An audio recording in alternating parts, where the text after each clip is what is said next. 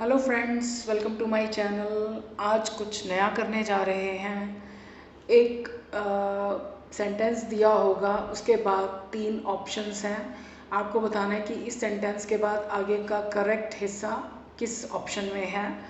She asked me where were you going, where was I going, where I was going.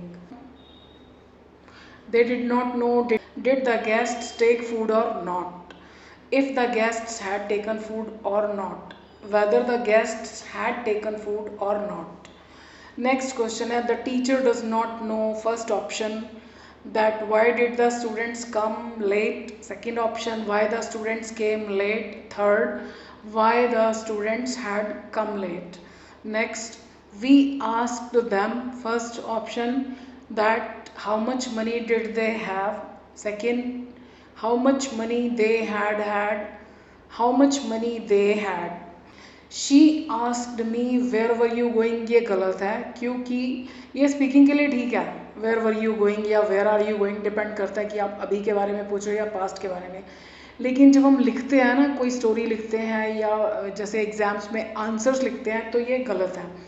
She asked मी, अब उसने जो भी पूछा वो पहली बात यहाँ क्वेश्चन की फॉर्म में सेंटेंस नहीं होना चाहिए। वेयर वॉज आई गोइंग, अब ये भी क्वेश्चन की फॉर्म में, ये भी गलत है।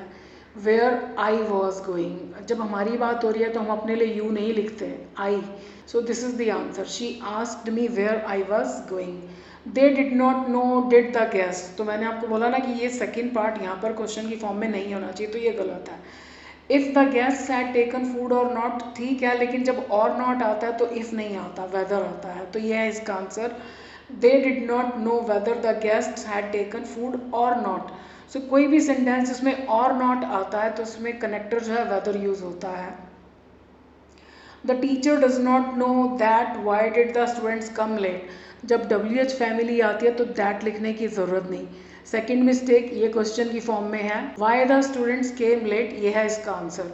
Why the students had come late, ये थोड़ा डिस्टेंट पास्ट की बात करता है क्योंकि ये प्रेजेंट में है। अगर यहाँ डिड नॉट नो आता तो ये इसका आंसर था। अभी इसका आंसर ये है कि उसको, टीचर को नहीं पता कि स्टूडेंट्स देर से क्यों आए।